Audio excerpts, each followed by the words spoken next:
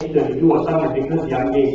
And he's very passionate about studying leadership, the science and the art of leadership, and he coaches a lot of entrepreneurs and CEOs. Some of them are founders of the companies themselves. So it'll be interesting to get his perspective as a bit of a balance between us not talking from a tech perspective. You're not in charge today. I don't know, I'm just giving the background for that. So people need to know what I was. That was the thing. But then when you go to journey as a parent, I didn't want to do a daily parenting today. So this was why I said no, you have to start things for so long. So when I say unscripted, I just bring Malek like 5 minutes ago about what to do, and we're just going to go with that. No, but I think what I hope that comes across is just us being human. That as founders, those of you who are running your companies, you're part of the founding team. You've got your fears. We all come. We've got our strengths, but we have our weaknesses also. And I think at some part in our journey, the weaknesses become a danger to the whole company that you're trying to build. How do you recognize that, and how do you avoid that, sidestep that, or counter that? I'm hoping something like that will come out from the discussion a moment, and from the sharing that you guys will do, right? It's not just one way from the crowd, from the four of us, okay? So feel free to share. And the best thing is that every 2 chairs has 1 mic. I think Jackie, you told them, right? How to access the mic? Oh, you forgot. See, that's what I'm working. Anyway, in between 2 chairs, you just pick up like your airline, and there's a microphone there, yeah. And you just switch it on and you can talk and everybody can hear you. Alright, so now I'll just pass the mic over to Malek and I shall do no more talking. Thank you, Karamjit. Just a show of hands. I think just so that I just have a sense of how much enjoyment is in the room. How many of you know about Malek and JobStreet? Raise your hand. Okay, that's pretty much everyone except for the 2 gentlemen in front here. Yeah? Just go ahead, go ahead. I'm Chang and Piktochart. Okay, I'll transfer the room. And Roshan and Leaderonomics. Okay, alright. So I think Mark does not need any more discussion. Just to give a hand over for Mark's company, JobStreet.com, just pass the 1 billion market.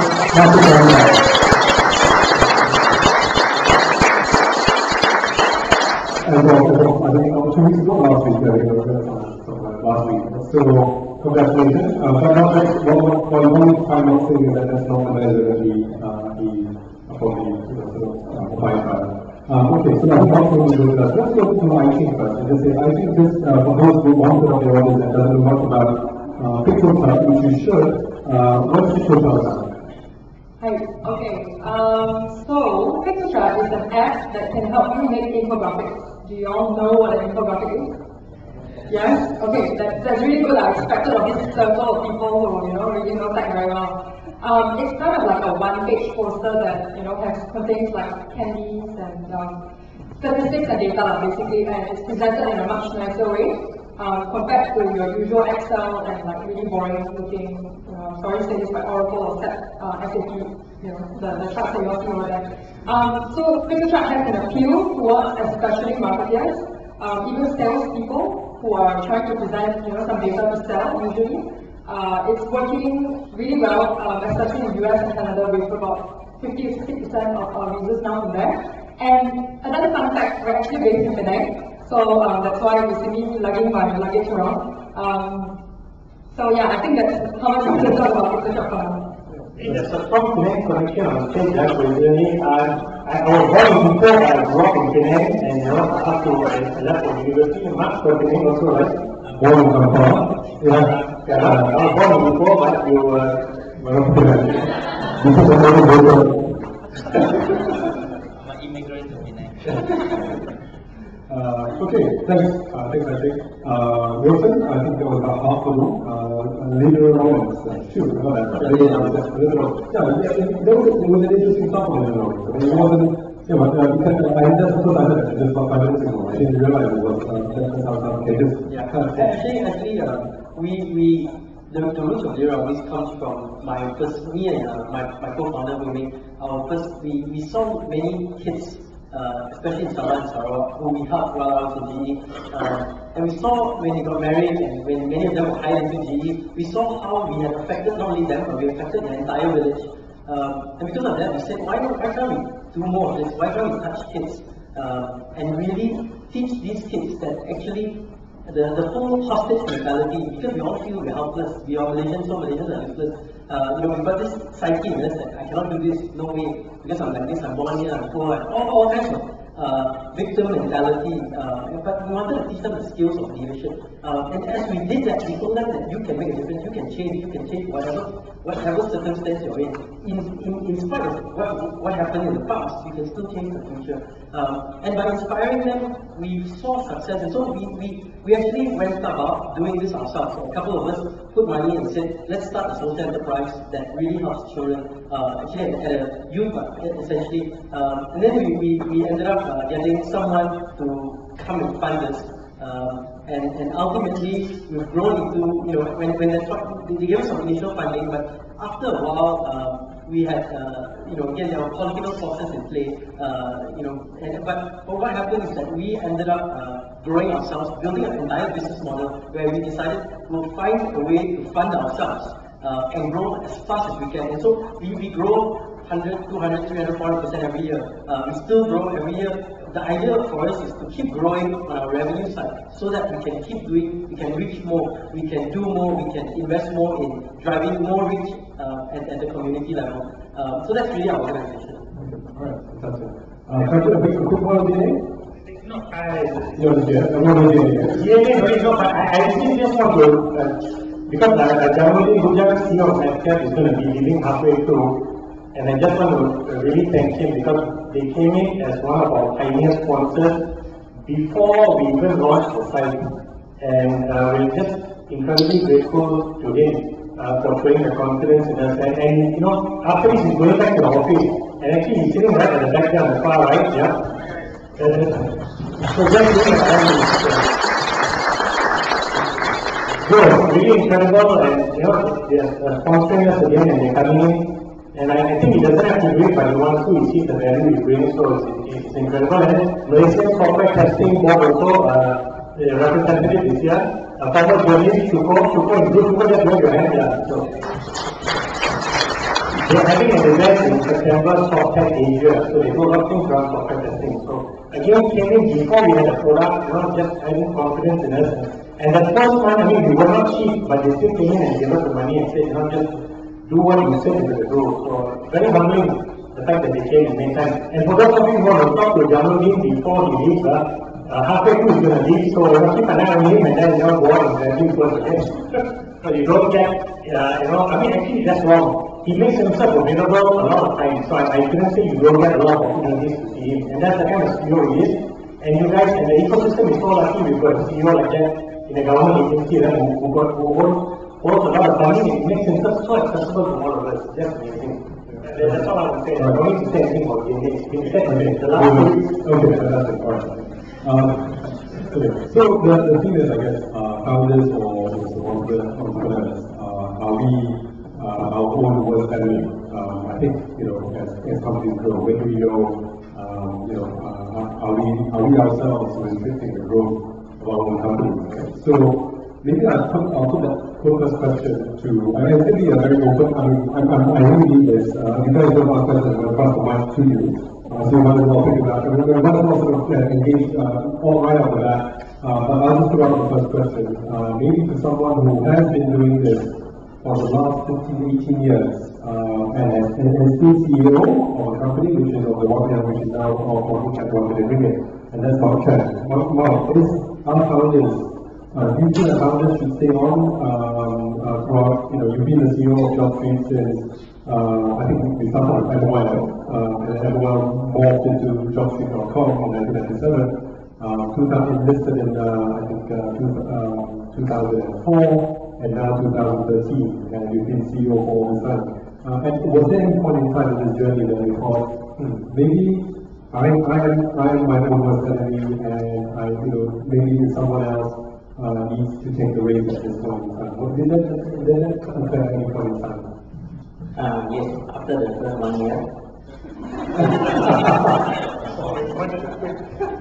And subsequently, every year, also have the same opinion.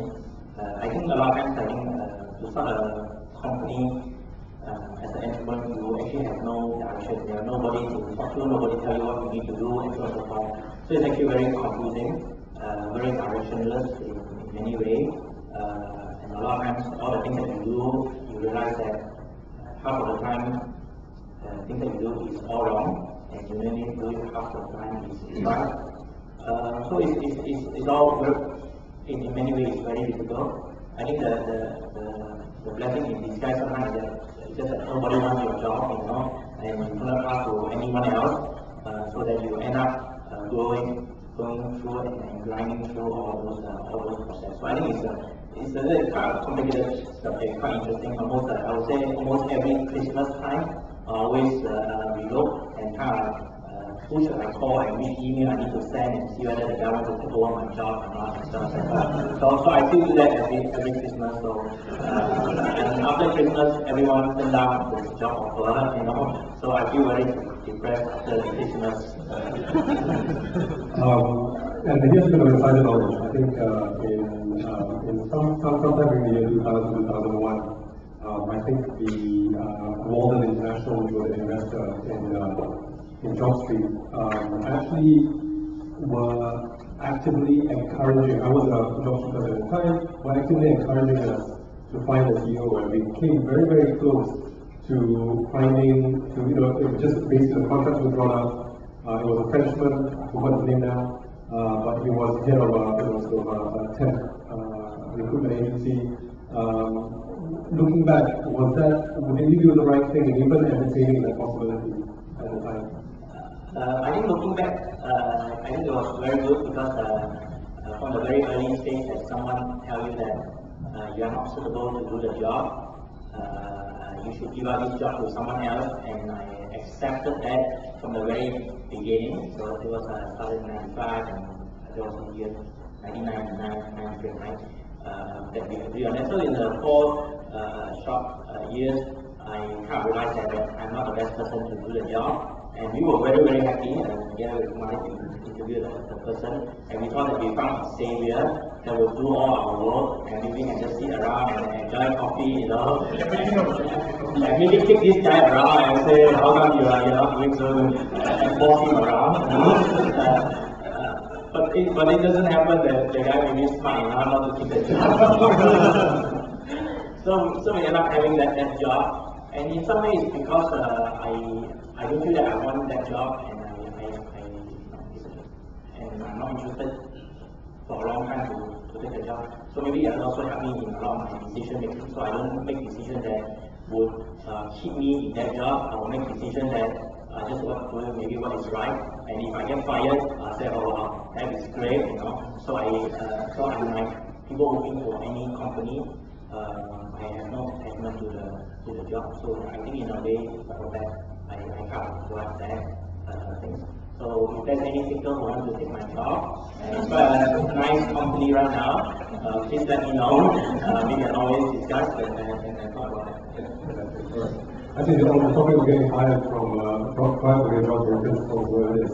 I must admit, I got fired from my job 3 times because I was thinking like a company, not company person, not thinking about myself, thinking about the interest of the company as a whole. It's quite an interesting thing. So you get fired, it might be a good sign, just let you know. Okay? So Goh Ai Ching, you're in a slightly different position, I think. You started Piktochart, you and I think Andrea is the co-founder, that's right? Andrea, where are you? Yeah, there's a file over there. When did you start the company? The first beginning of the company was July 2011. So we went to China actually. So back then we thought that China was a good market for Piktochart. We're like huge population, there's probably nothing better than PowerPoint there. So we went there with the intention of actually launching and doing something about it. But while we were there, we realized the Chinese people wouldn't pay for it. They can still download MP3 for free and it's legal. So there's no way they were gonna, pay for the software. And then we came back, but not totally disappointed. I think we learned a lot about how to keep things like agile, how to live off like ramen, cup noodles every day, and sleep in the office. So all the things were good for us. Okay, so that was about a year and a half ago. Yeah. Have you actually actively thought about things like, when you first started out, you have a co-founder, have you thought about things like, who should be CEO, why are you CEO and not Andrea, and those different discussions? Have you had a heart-to-heart about things like that? No. It kind of just went really naturally because Andrea's a developer. He's mainly a back-end developer and server side as well. And as for me, the only thing I think I can do actually, I would say considerably okay, is basically talking and coming up with strategies. I'm a very idea-based person. I have this book where I just keep writing ideas, and we're really itching to start the next startup, but we don't really have time, but it is coming though. It is coming, yeah. Hey, better rest from much to say focus. Yeah, that's true. Being over here, I know I'm gonna. But no, it's been quite natural because I've always been the kind of person who's just marketing. My background is also being in marketing, and I've just always been a programmer, so always there was so clear cut. Yeah. Right now, moving forward, do issues that mark every Christmas, our guests like melancholic, things like that. Do you go through that phase a year and a half into the business, or? I have to say not yet, although that question does come up in my head when I think about acquisitions. So there are companies who are actively in talk with us, and if it gets to the point where it's an acquisition and then they ask for let's say one of us or both of us even to step down, what would we have done? So that's the part where I would very much prefer an acquisition. We would very much prefer an acquisition where we are actually learning from the company that's buying the stuff. So, for example, if Google bought the stuff, or any company like that, I'm very sure we'll be able to learn quite a lot from them. But that said, I know that the startup dream to us is it's continuous and we'll only keep going. So, yeah. What would be the point where you actually say, I'm actually, sort of restricting the growth of this organization? Can you envision, do you think about this thing there's a particular set of scenarios. So you mentioned one scenario, which is an acquisition. Any other scenarios in terms of perhaps when you're growing it organically? Do you think that, okay, my skills now are a little bit maybe stretched? Yes, it does come to me quite a lot. I'm a generalist kind of person. I don't particularly excel in one part. I don't know finances, which makes it very sucky when I have to talk about investment and stuff like that. And there's so many operations things because I have zero detail to attention.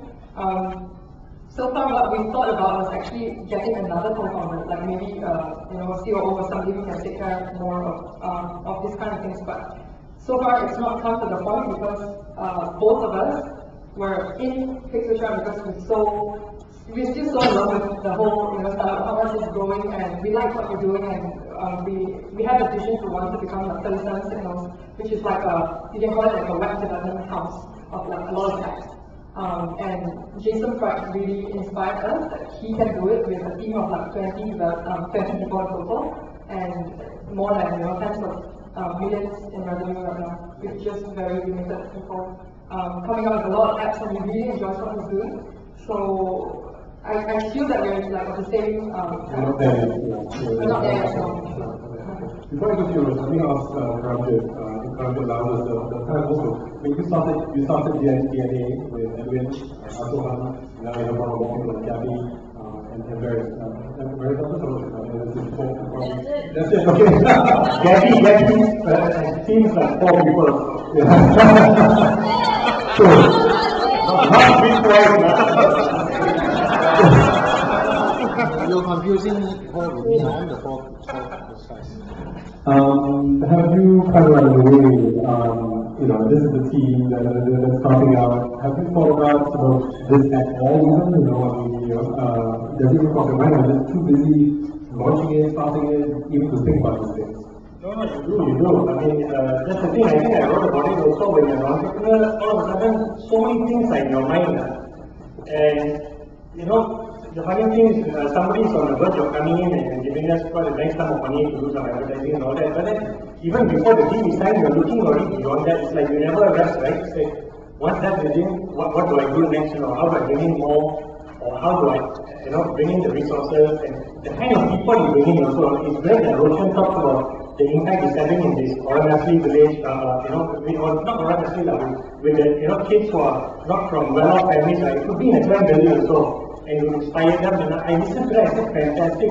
He's creating a talent pool for all of us to hire those people then, right? Because we all want to hire great and good people. So you just think about the kind of people you're bringing on board, and you really, and I'm the kind that I want to work with people who are smarter than me, which is not hard to do when you're grade 3 in your SPM class.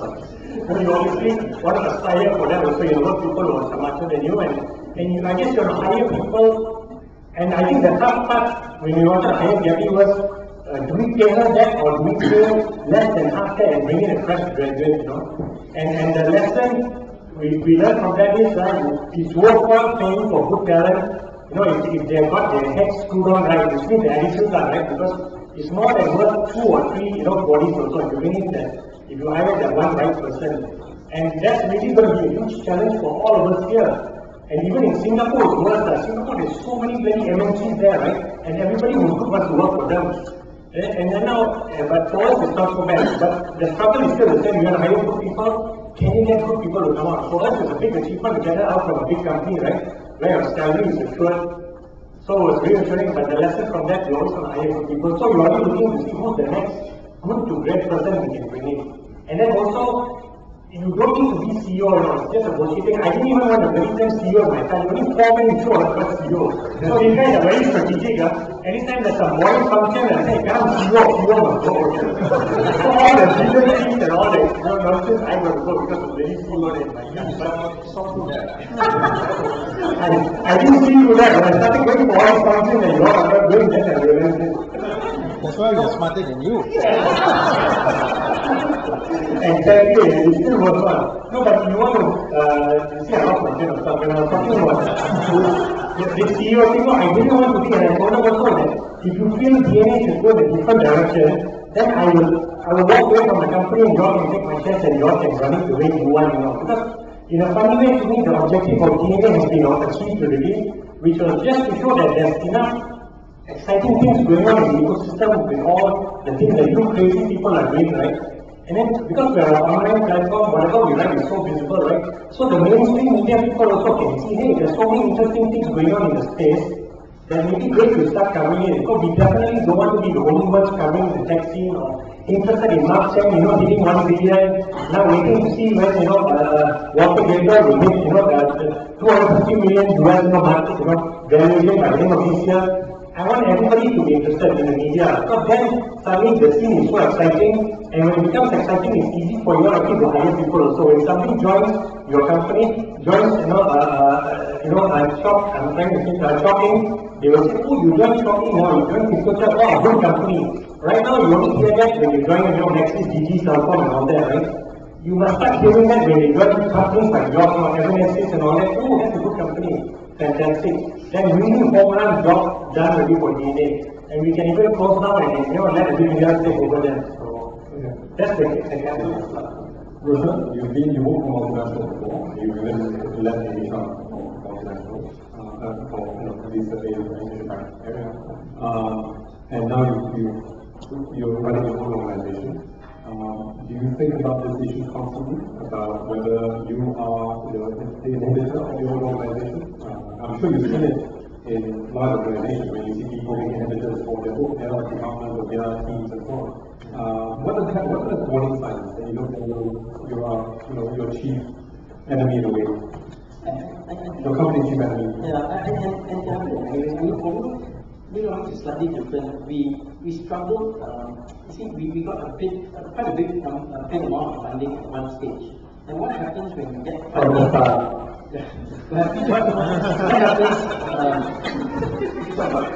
What happens when you get funding is, and the uniqueness about us is that when I first set it up with my partner, we decided that we will treat everybody equal. So what happened is every single employee that came in initially had percentages of the company in pretty large amounts. So it wasn't like we'll give you options. We actually made it available to every single employee. What happened is when we got this big amount of money, and then we started to build a business model, and the model started to kick off, and we started to grow rapidly, and we started to see money, real money come in. Suddenly, the vision that the two of us had casted that this is the direction, we will never pay dividends, we will strictly abide by social enterprise rules. That all started to get compromised because people came out, and our shareholders, which is our employees, came and said, no, we need to give us back the money. We started to have a huge issue with vision dilution in my mind. So we had to take a lot of hard, at least my point at that time was, at that time everybody thought they should be CEO. And I actually had to fight initially to say that no, the vision stays, and if not, we go. So we had this big internal turmoil to actually change our entire fabric of our starting team to remain steadfast to the vision that we casted. And every time, right, like similar amounts, I don't know, to me, every time that period, I really question myself. Am I the right guy? Am I doing the right thing? Do I know what I'm doing? But I'm also a very stubborn person, and even in my time at GE, when we're doing acquisition, if I decide something, I pretend upfront that it's the right thing and act like coolest and know it's the right way, but behind the lights, I'm like, I'm not doing the right thing, and I really, felt, I don't know, I'm actually these guys who are friends, I just have to wipe them out. Literally, we had to get rid of a whole bunch of guys that were previously friends to keep this vision alive. So I think there's this questioning whether, do I know what I'm doing? And I think now the same question starts to pop as we go to the next phase, because today we're at a phase where, okay, we're sizable, we're sizable, we're probably not one of the largest social enterprises, we're probably also one of the largest trading companies in the country, and now we're moving to scale to be at a very different level. We're talking even revenue-wise, go 10 times what we are today. So as we move to this point, the question is, firstly, can I do this? Am I the right guy to do this? But I think more importantly is, and I still think to ensure, to me what keeps me there is, I want to make sure the vision continues. That's what drives me, and I've always feel my role is not so much to drive the business so much, it's really to continue to be steadfast towards the vision. At least that's how I see. And until I feel that I'm not the right person to do that piece of driving the vision, I will continue steadfast towards that. And what I've done is basically every time I'm a finance guy essentially. I actually work with GE as a CFO and running a number of businesses, really a solid finance guy. But actually I hate finance. So the first thing is I get a very solid, my co-founder remains very detail oriented. So I make sure that I'm really lousy at a number of things. I think I can learn it, but I just don't like it. I make sure that all these areas, operations, this and that, they are right people to run it. I just stay towards what I think I'm tasked to do, which is continue the vision, continue to ensure that every employee is excited, that we continue to have a core of extremely motivated people that share the same vision and drive towards that. So it is every day. I have a question now. Some of you know, I've been asked to help. In the last couple of weeks, to help the staff in this current situation. To me, the question I always ask: if I can influence, if I can drive change, I'll keep doing it. If I can't, it's pointless.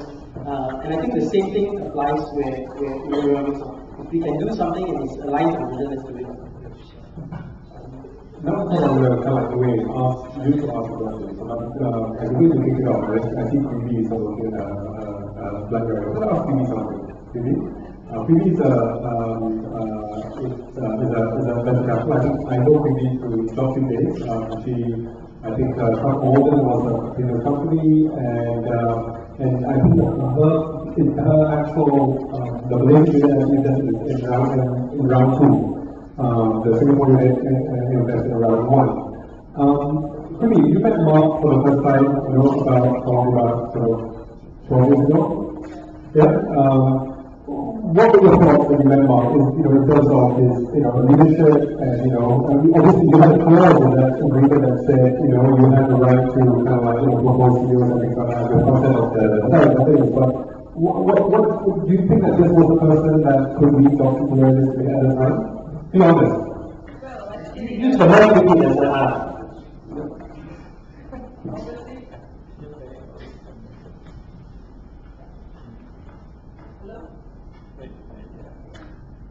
Yeah, obviously I wasn't part of that decision making. Yeah, I think maybe we can, I think Mark has done good, well, you know, and I think as a VC, sometimes in the early stage, you do go through a phase where you want to grow and you're not sure about the CEO. So I'm not saying especially about Mark, because at that time, but I think he has done a great job, and he's very focused, and he can, I think the important thing, he can build a team, you know, because I think JobStreet is Mark and his team, I think. And so I think, yeah, that's what makes it really successful. So, but as a VC, we do go to that stage, where sometimes, in some cases, the CEO themselves don't want to be the CEO. So, and we know that he's losing interest. So obviously we'll step in and say, okay, we are not interested, let's find somebody else. But of course it's not easy for us to find a CEO to replace the founder. Because the company is not big enough for you to find something. Because if you want to get a CEO from outside, you get paid a lot more, you know. So and you don't understand the company and the vision as well as the founder. So normally I'm really hesitant about having to get a CEO from outside. So I would much prefer the founder to stay on and to build it to maybe $1 billion company, and if they want to leave, then it's easier to get somebody to come in because the processes are in place and it's just taking it to the next stage, you know. So I would say I would like the founder to stay on, if possible. You faced a similar situation recently, haven't you? I mean, this was about maybe a year and a half ago with Kylie and Joel. So, you know, in that situation, you had two very young guys, and very go-getters and so on. But did this sort of person come to your mind as well about are these the right guys to lead the company, etc., etc.? Well, I think it's okay. I think Joel and Kylie as a team, they're just perfect. Because Joel is very detailed and Kylie is very creative. So when you have to split them into two different companies, then you obviously do have some issues sometimes. But okay, so far as I said, I think Joel has gone on to be more corporate, and he's now in charge of Asia Pacific, just got promoted from Japan to Korea, and just yesterday he told me he just got promoted to be in charge of Australia as well as the rest. So I think that's he's good at it, you know. So I'm really proud. So what was the company Joel is now the, I guess you're talking about Groupon. Yeah, Groupon. Your other company was called Groupon. Yeah. And Kylie now is the sales.com, right? Yeah, so CEO. And you read the news this morning, we just announced that Catcher, we are merging with Catcher. So that's one of the reasons that, because I think we have good potential in sales, but probably a lot better together with Catcher, so we made a decision to merge. So Kylie will be part of the group, and probably the leadership will come from Catcher's side. Leadership will come from Catcher's side. It's one of the overall holding company. But sales, Kylie will sit there. There you go. You do some of the work. So, that's, you got to learn very well to also come by the real world as well. So, yeah, so all these things are coming, I mean, you know, our community, and it's not that we know, I mean, we want to be an entrepreneur for, after a certain number of years, that the community is quite tight, and we do know all the various deals and so on, and so it's nice to be able to talk about it. They're very attractive like this. I don't know how much. Do you guys have questions for any aspects of, either the team, which is, as you managing organizations, are you the main individual of growth, are you your worst enemy, or any other questions? I think I'd like to open up to the floor and ask questions. I also have a chaotic comment. Question for Roshan. Speaking as a management consultant, leadership consultant, what would you say are the first signs that the founder is being self-aware? What are the signs of how much you look out for that may make him realize that he's not the best CEO, so not the best man for the CEO job? And second, you're saying that the circumstances that you are saying right now in the proposed diagram, what circumstances are those? Some of you do the people taking action on the ground. No, sure, no problem. I have extra answer from background. The person extra will cause a problem. Okay, no, I think there are a number of signs. One is growth. Especially when you're early stages, you have to have exponential growth. And if growth is flattening out, it's a sign where potentially you may not be the right guy to take the company to the next level. So growth is very important, and you can see that especially in the early years, because if you don't reach, that you can, and I've seen it many times with many organizations, they go to 3 to 5 million level, and they just can't scale up to the next 35 to 50 million level. And that requires a different set of leadership, because at the start there's energy, there's passion, but to take it to the next level is all about scalability. So how do you get scalability built in? And that's not easy. That's a skill that not many people, you can learn it, but it's a different sort of skill. And also that's the point where you have to build teams. You really have to build teams, and Mark has done a fantastic job. But how, many founders excited, they don't have the people skills to build teams. That enables you to get that scalability. So that's one. But the other thing is that I think many CEOs struggle is, in fact, I just wrote an article published on Saturday. We are lousy at self-analysis. We're very lousy, because if I ask how many, if you ask this crowd, how many of you are above average leaders? 98% of you will say me, I'm above average, but logically, statistically, that's impossible. It has to be 50%. Same thing, 90% you say your children are smarter than everybody else. And if statistically it's proven, right, in college, right, that it's easier for the roommate to assess the romantic relationship and how long the roommate's relationship will last than yourself. We always think we are okay.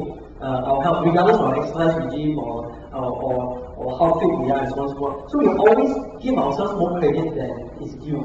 And that's tough to see. And when you see success, here's the challenge. When you see success for the first 3 years, wow, I've grown from nothing to 3 million. Wow, we've done this great stuff. It's hard to actually tell yourself, I'm not the right guy to take ourselves to 60 million.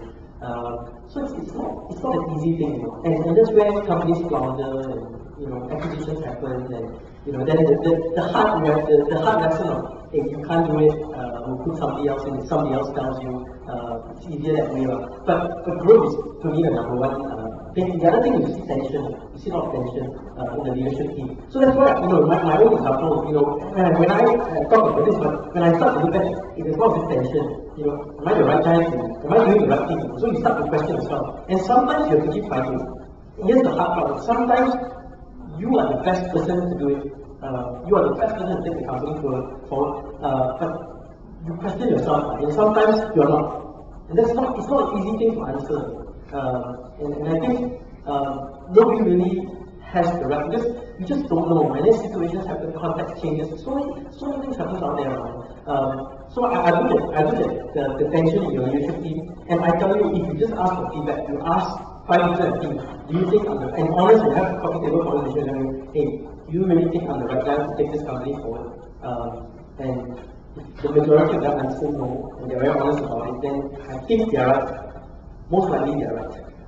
If they say yes, and I did have this conversation with a few of them, and if they say yes, they're probably right also. And then you have to find it yourself to take the company to the next level. At least that's my take. But growth is a huge indicator. If you're stagnant, it's probably you. Really, it's probably you, because everything comes from you. I think that's a good point. The way you can have that balance is, or somebody, right, to tell you, you can say your part, but I think the other one I find is having a mentor also helps a lot.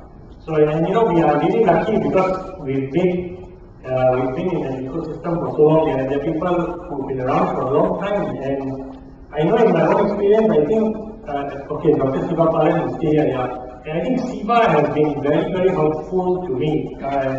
It kind of just gradually became like a mentor, just somebody I was asking for advice, and we also tend to ask advice sometimes, and he will just You know, because he sees so many things, right? He doesn't cut you any slack. If you sometimes self-pity yourself, you will not let you, you say, no, this is how you do it, or you need to do it, or stuff like that. And I've never experienced that before, and I get a bit of a surprise, but not in front of him when we're Skyping at night.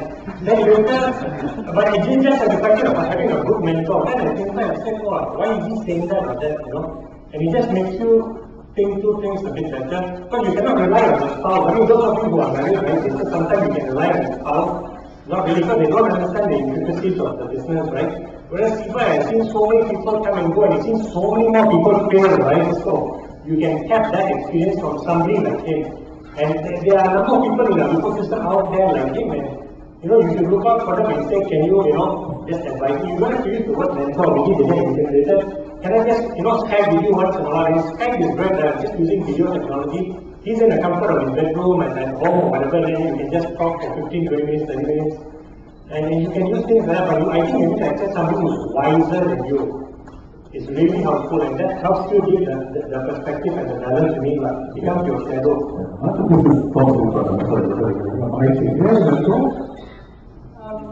I would say we have people that are constantly in updates with our program, but they're not exactly, I would call them permanent mentors. So you still also I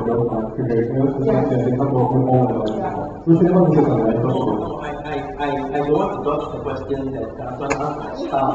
I was very transparent on this about this. If you want, I mean,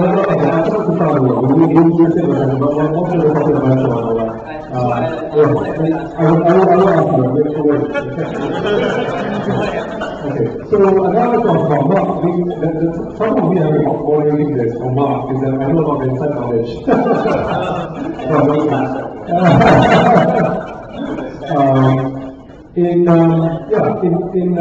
Again, in 2001, I think 2001, 2002, Morgan International again recommended to for something to go to the board with the express purpose of actually sort of advising us. But he eventually became Mark's mentor in a way. I'm not sure he considered a mentor, but certainly a big advisor to JobStreet. I think to be doing this is what was the experience like? I mean, it was quite a tough time for sometimes at the time for JobStreet. I think the dot-com crash happened.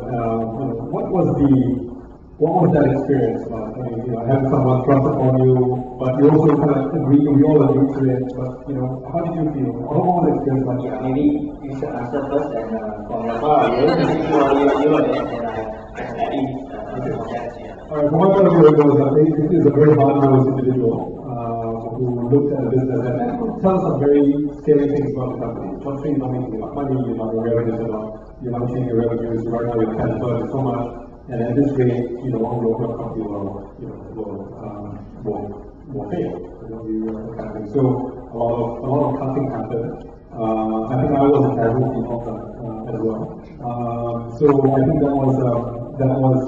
that's how I felt. But I think in the long run, I think maybe we went, the sense is that maybe we went a bit too deep with the whole exercise, thinking that I think some operations, I think there was some, it felt at the end that there was some impact on morale, motivation, on the whole organization. I think maybe we went a bit slightly too deep. I'm not sure. I mean, I wasn't around at the time, obviously I was out already, but no, I leave it up to Mark. How do you feel about the experience? I think looking back, I think certainly I feel that is something that is quite good.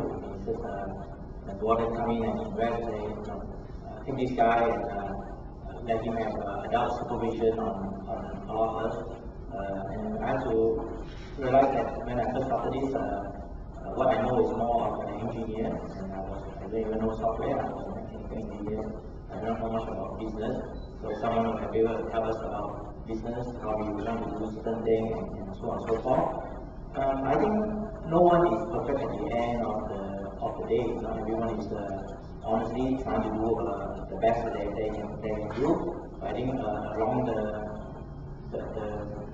line of doing the work, I'm sure everyone makes mistakes, and I think Leaderonomics is a fair share of mistakes. participating with us. We make a fair share. I think at the end of the day, it's how we actually balance it out. How do we listen to all the different views? How do we kind of try it out and kind of move on that? I think at the end of the day, end to end, I'm actually quite glad that they have gone through. Looking back, there could be things that we can do better, but then I think it's part and parcel of the entire, and I think you're going to have only the good and not the bad at the end of the day. So no regret, I think it should be something good. Roshan, now we go to the start. You want to go about? No, I can talk privately, but no, I just want to say, I mean, sometimes certain hands are dealt with. You know, I came in maybe a couple of weeks ago now, and there are certain things that it's just beyond control of the employees, of everybody in the company. Certain hands were put there totally uncontrollable because of the elections and because of all that was happening. But I can come in, I can take an attitude and say, hey, you know, it's not my responsibility, it's the other guy, and so on and so forth. But to be very honest, you know, I thought about it and said, look, I'm part of this now. We have to fix it. We can blame, you know, get shocked and feel frustrated and we feel victimized by everything that's happening out there, or we can take charge and we can move forward. That's what we decided to do.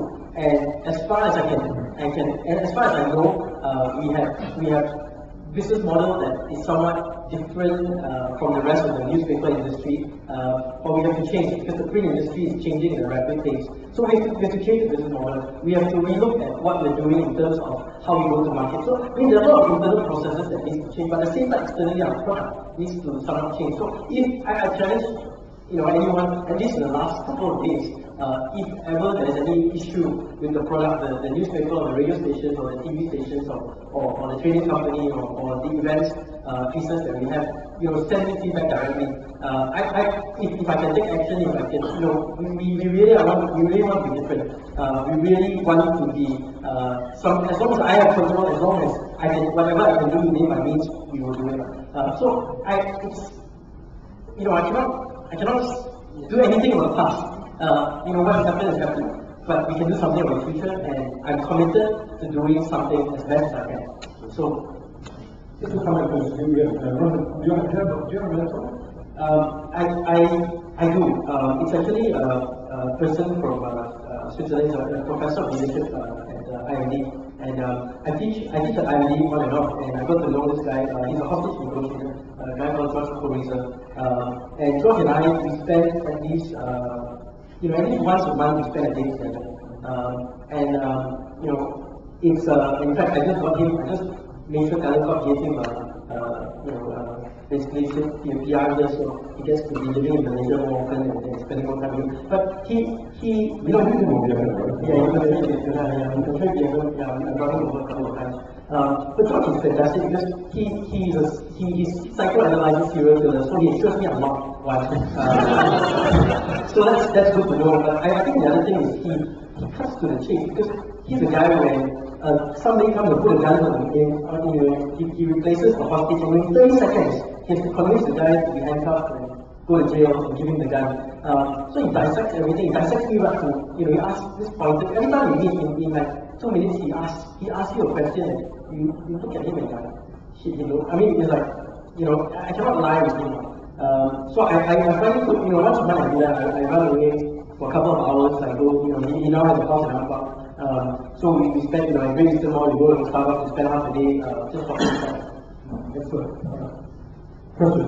Yeah.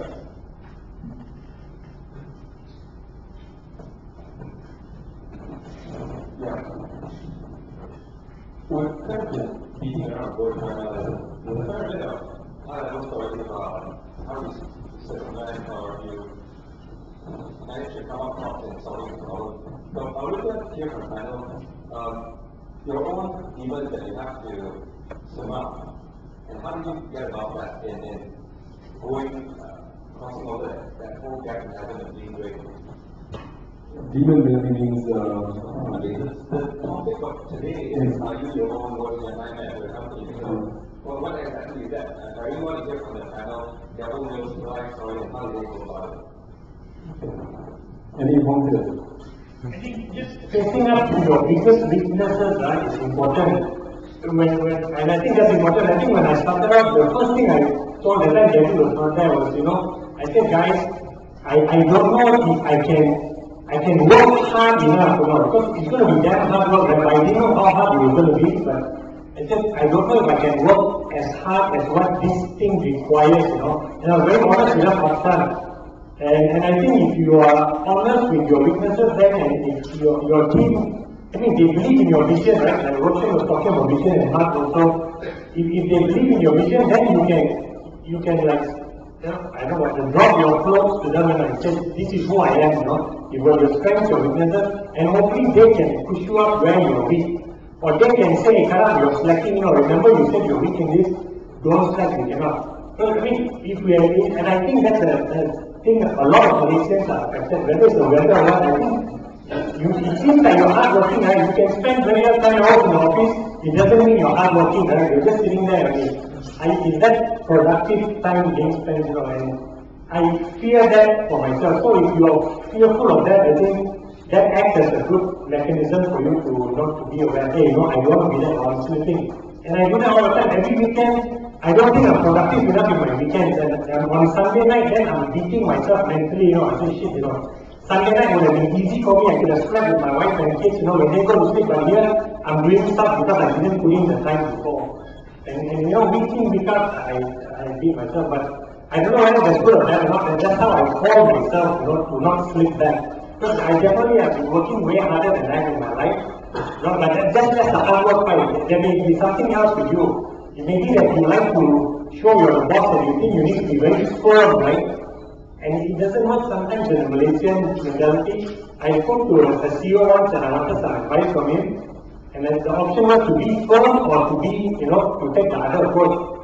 And this young guy said, Karam, take the other approach. Don't go, gun-ho and do like that. I said, hey, this guy is so young and he's giving me a approach that a wise man would give, because they've been there, done that, right? So, in again, it's quasi having somebody you can speak to who's been there and done that before, a la mentor, or it's just, getting someone to be the balance for you.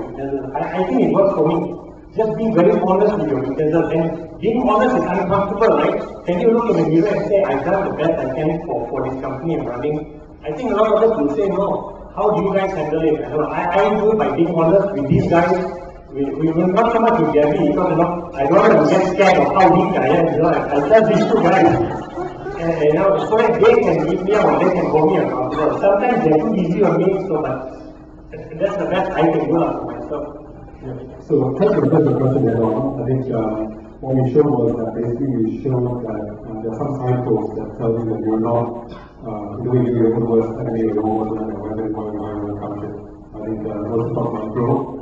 If growth is falling, then you know that something wrong, and it could be you.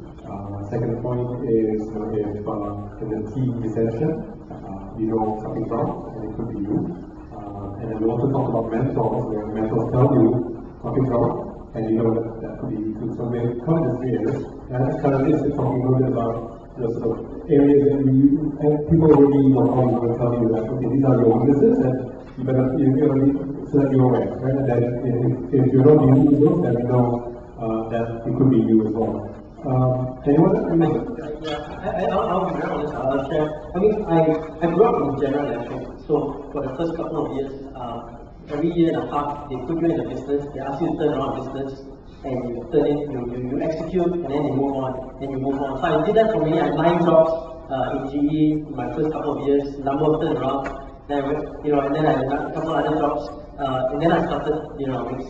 And I am a bulldozer. Really, I am a number 1 bulldozer. So, and I'm so good at bulldozing because 1.5 years ago, I just bulldoze and get things done and grow and whack, And I realized this somewhere in one of my assignments. I was bulldozing and somebody gave me this feedback. And I'm like, but this person continued to give me feedback many times, and ultimately when I started Leaderonomics, I said make sure I brought her along. So she became my co-founder because every time I bulldoze to her, because after 1.5 years of bulldozing, which you can, but employees get tired. People get tired of bulldozing and execution, which is required at the start stage. She always pulls me aside and says, stop your bulldozing, you know, and then she beats the heck out of me. And I'm very grateful because then I become a harmony and okay guys, you know, let's do something, let's play badminton. I mean, and then I'll go back to my bulldozing mode. And every, you know, I was just doing that this last Friday and she pulled me aside and say, stop this. But that's why the other piece I think we all have, I generally do that is because I've been successful, you know, many times in different assignments, there's a good amount of pride that I can do it. And I'm actually extremely challenged when you know, somebody told me, this Leaderonomics bullshit, I cannot do this one, it's impossible. I even get more angry, I say, sure I do one. And sometimes when I'm doing stuff that may not be right for the business, it's just to prove the further wrong and whack the shit out of him and see, I told you. And again, my partner, this, I mean, really, I look at her, she's probably not the most greatest finance person, greatest, you know, but she does so much to help me because that's my issues. Yeah, other issues, keep that for other days, but she's very clear when I say something, you know, and she said, you said that. I said, no, I didn't say it. I said, yeah, you talk so much, you just say things. You don't know what you said, but do you know the impact you're having? Because 40 people heard you, and they're going to talk after lunchtime about you, and you know, when you're 3 people, never mind, you just go out and all settle. When you're 40 people, 50 people, lunchtime, 10 minutes talking, and this whole thing is going to turn out to be this way. You better stop it now. Quickly go and take the 10 of them and talk to them, and you know, silence, and sort that out. No, but the thing is, I think, I don't know, I mean, I found it when I was failing in certain assignments in GE, that because I didn't get the feedback, I feel, especially when you're longer assignments, you know, after 2 years, suddenly my bulldozing doesn't work so well. You have to have different sides of leadership that you have to express, and I'm very comfortable with you know, I'm going to do that in style, essentially bulldoze. But it can work for a while, it cannot forever. I mean, so that I'm very aware of. So I'm very clear that, you know, I go into this bulldozing mode, I make sure there are generals in there that can execute another part.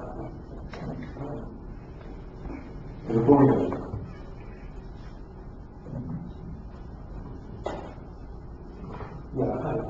Yeah, there's only a thin fine line between the sharpness and the focus. Actually, what are the motivation that you can actually keep yourself going on a regular basis and also pursuing the thing that you think is right and not moving the denial? Does the fine line being stubborn and focus? Okay.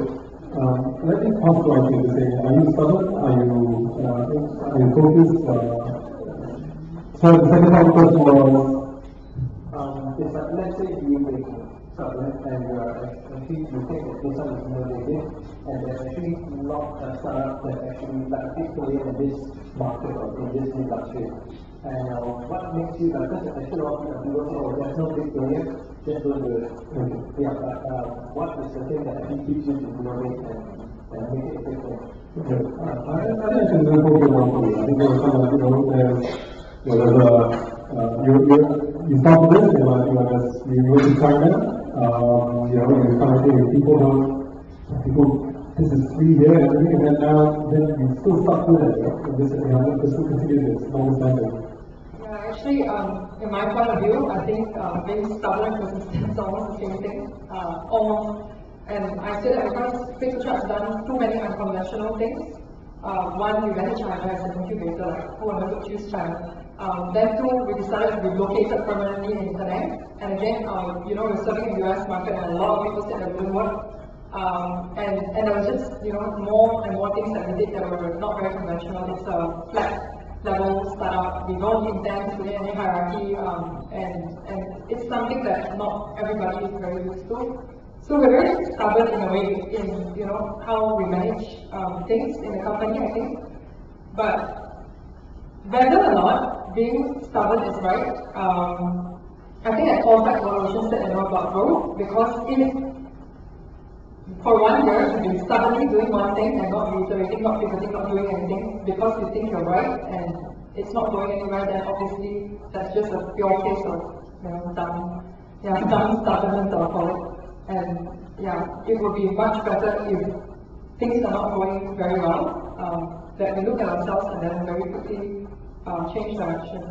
So that's my personal take on being stubborn. I think we have to be stubborn with our own vision, and you know, sometimes like doing things like staying with it because there are reasons, and that's a good kind of stubbornness. But there are also the not so good kind of stubbornness, like yeah, if there's a direction that we should take, but we're just suddenly thinking, no, infographics would work, infographics will work for us, and that's not the case, then it's going to hurt the business. It's going to hurt the company.